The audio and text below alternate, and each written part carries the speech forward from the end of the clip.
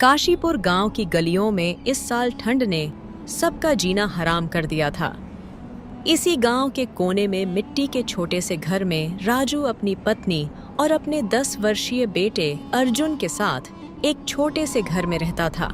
उसकी पत्नी कविता जमींदार के घर काम करती थी और राजू किसी और के खेत में काम करता था।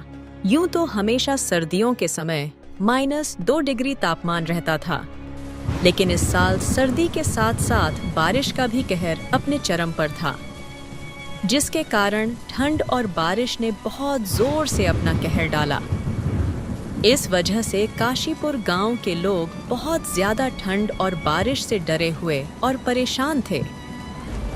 दिन हो या रात, लोग बारिश और ठंड के कहर से बेहद परेशान थे। देख रही हो कविता, इस साल कितनी ज्यादा ठंड और बारिश हो रही है। इतनी तेज बारिश और ठंड में काम करना बहुत मुश्किल हो गया है। घर से बाहर निकलते ही पैरों में ठंड के मारे जकड़न होने लगती है। इतनी ज्यादा ठंड और बारिश में तो घर से बाहर निकलने का मन भी नहीं करता। न जाने इस साल की सर्दी कैसे कटेगी। हाँ राजू, इस साल तो ठंड के साथ साथ बारिश भी अपना कहर डाल रही है। ना जाने इन सर्दियों में कैसे गुजारा होगा। तभी उनका बेटा अर्जुन अपने पिता से बोला, बाबा, मैं भी आपके साथ आज खेत पर जाना चाहता हूँ। मुझे भी देखना है कि आप खेत पर कैसे काम करते हैं। नहीं अर्जुन, बाहर बहुत ठंड है। इतनी सर्दी में बाहर जाना ठीक नहीं है। तुम अपनी माँ के साथ घर पर ही रहो। घर के अंदर रहोगे तो सुरक्षित और गर्म रहोगे। ठंड में बाहर घूमना सही नहीं है, इसलिए मेरी बात मानो और बाहर मत जाओ। नहीं बाबा, मैं भी आपके साथ खेत पर चलूंगा। ले चलो ना मुझे भी। माँ, बाबा से कहो ना कि मुझे भी खेत पर ले जाइए। मैं भी देखना चाहता हूँ कि वहाँ क्या क्या होता है और आपकी मदद करना चाहता हूँ। प्लीज मुझे भी साथ ले चलो। अर्जुन बेटा, मत करो, बाहर बहुत ठंड है और अगर तुम बाहर जाओगे तो तुम्हारी तबीयत खराब हो सकती है। हमारे पास इतने पैसे भी नहीं हैं कि तुम्हारी बीमारी का इलाज करवा सके। एक तो वैसे भी सेठ ने इस महीने के पैसे नहीं दिए हैं। ना जाने इस हफ्ते घर का राशन कैसे आएगा। इसीलिए मेरी बात मानो और घर के अंदर ही रहो। कविता, यह क्या सुन रहा हूँ? राशन खत्म हो गया है और तुमने मुझे बताया तक नहीं। तुमने इतनी बड़ी बात मुझसे क्यों छुपाई? मैं बताना चाहती थी, लेकिन हर बार तुम्हारी परेशानियां देखकर रुक जाती थी। घर में आटा बस 2 दिन का बचा है। दाल तो पूरी तरह खत्म हो चुकी है और सब्जियां तो पिछले हफ्ते से घर में नहीं है। मैंने सोचा था कि शायद सेठ जी परसों तक पैसे दे देंगे तो सब ठीक हो जाएगा। इसी उम्मीद में मैंने कुछ नहीं कहा। अरे, यह तो बहुत बुरा हुआ। अगर कल तक पैसे नहीं मिले तो हम क्या खाएंगे? ऊपर से अगर अर्जुन बीमार पड़ गया तो हालत और बिगड़ जाएगी। कल सुबह मैं सेठ जी से बात करने जाऊंगा। राजू की चिंता और बढ़ गई थी। ठंड और बारिश ने पहले ही जिंदगी को मुश्किल बना रखा था और अब राशन खत्म होने की बात ने उसे भीतर से झकझोर दिया। बाबा, अगर पैसे नहीं हैं तो हम खेत से कुछ ला सकते हैं ना? जैसे पिछली बार आप गेहूं लेकर आए थे और मम्मी ने रोटियां बनाई थी। इस बार भी ऐसा कर सकते हैं ना? बेटा, वो गेहूं तो पिछले साल ही बेच दिया था। उसी से तो कर्ज चुकाया था। इस बार की फसल तो पहले ही खराब हो गई है। ऊपर से ठंड और बारिश ने सब बर्बाद कर दिया। एक बात सोच रही थी, क्या हम सरपंच जी से मदद मांग सकते हैं? उन्होंने पिछले महीने गांव वालों को राशन बांटने का भरोसा दिया था। अगर वह मदद कर दे तो कुछ दिन के लिए इंतजाम हो जाएगा। कविता और राजू ने तय किया कि अगला कदम सरपंच जी से मदद मांगने का होगा। सर्दी और भूख की मार से परेशान राजू ने सरपंच से मदद मांगने का फैसला किया। उसने कविता और अर्जुन को घर पर रहने को कहा और खुद सरपंच के घर की ओर निकल पड़ा। सरपंच जी, हमारी हालत बहुत खराब है। घर में राशन खत्म हो गया है। ठंड और बारिश की वजह से काम भी नहीं मिल रहा। अगर आप कुछ मदद कर दें तो भगवान आपका भला करेगा। ये मेरी जिम्मेदारी थोड़ी ना है राजू। तुम्हारी जिम्मेदारी है, तुम ही समझो। तुम गरीब लोगों की आदत हो गई है, जब मन किया चले आते हो भीख मांगने। ऐसा मत कहिए सरपंच जी, मेरा परिवार 2 दिन से भूखा है। मैं मेहनत से कमाने वाला आदमी हूं, लेकिन इस बार हालात ने मजबूर कर दिया है। बस कुछ दिनों का राशन मिल जाए तो हम संभल जाएंगे। चुप कर। गरीब हो तो अपनी गरीबी में जीना सीखो। यहाँ आकर रोने धोने से कुछ नहीं मिलेगा। मेरे पास फालतू समय नहीं है। निकलो यहाँ से। सरपंच जी, आप हमारे गांव के मुखिया हैं। अगर आप ही हमारी मदद नहीं करेंगे तो कौन करेगा? राजू की बात सुनकर सरपंच को गुस्सा आ गया और वह अपने नौकर से बोला, रामू, इसे बाहर निकालो और आइंदा इसे मेरे घर में मत घुसने देना। सरपंच ने नौकर से राजू को धक्के मारकर बाहर निकलवा दिया। राजू भारी मन से सरपंच के घर से लौट रहा था।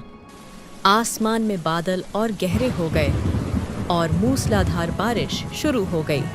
रास्ते में राजू पूरी तरह भीग गया। सर्द हवा और बरसते पानी ने उसे और भी कमजोर कर दिया। कांपते हुए कदमों से वह किसी तरह अपने घर पहुंचा। घर पहुंचकर राजू ने किसी से कुछ नहीं कहा। वह चुपचाप अपने गीले कपड़ों में ही लेट गया।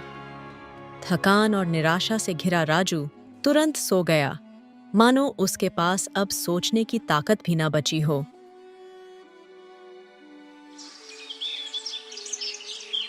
अगली सुबह जब कविता ने राजू को जगाने गई तो उसने देखा कि राजू बिल्कुल शांत पड़ा हुआ था। बार बार आवाज देने पर भी राजू ने कोई जवाब नहीं दिया।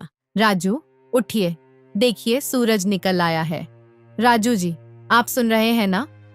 उठिए ना। लेकिन राजू हमेशा के लिए शांत हो चुका था।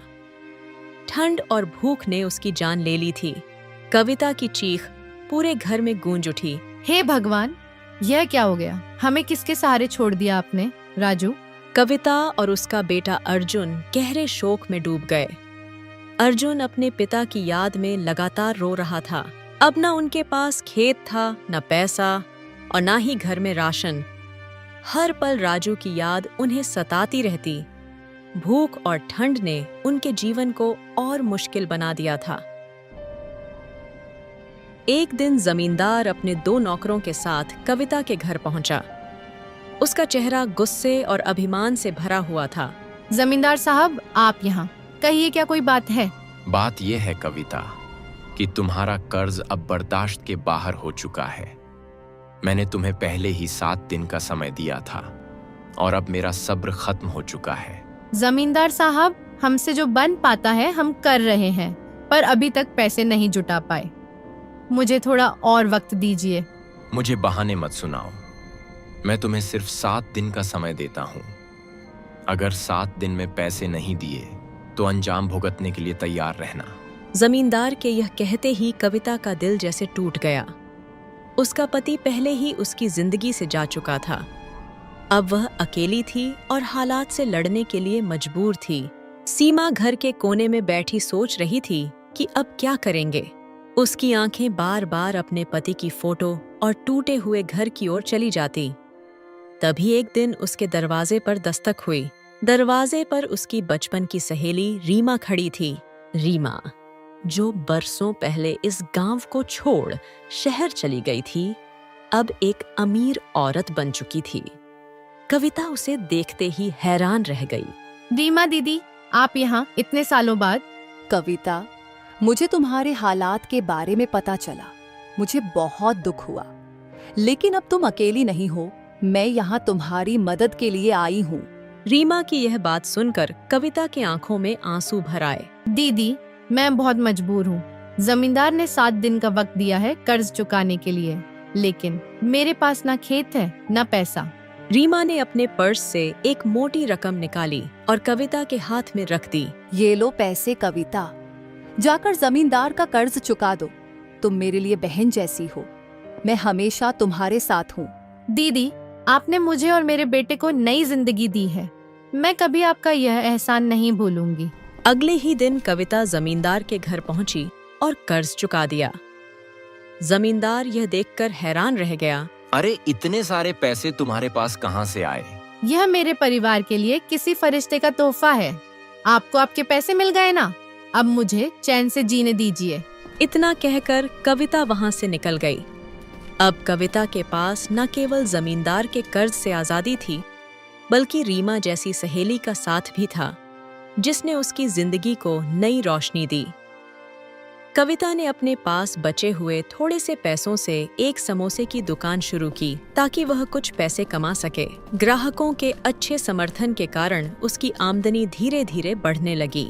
आमदनी ठीक होने के बाद उसने अपने बेटे अर्जुन को स्कूल भेजना भी शुरू कर दिया। हालांकि वह अब भी अपने पति को हर पल याद करती थी और उसकी कमी महसूस करती थी।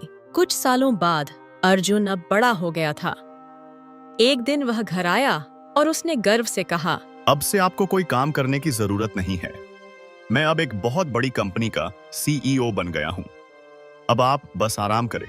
यह सुनकर कविता की आंखों में आंसू आ गए और उसने अपने बेटे को कहा, बेटा, आज तूने मेरे सारे सपने पूरे कर दिए। मुझे तुझ पर गर्व है। आखिरकार कविता और उसके बेटे का जीवन खुशहाल हो गया। इस कहानी से हमें यह सीख मिलती है कि हमें हमेशा मेहनत करते रहना चाहिए, क्योंकि मेहनत कभी बेकार नहीं जाती।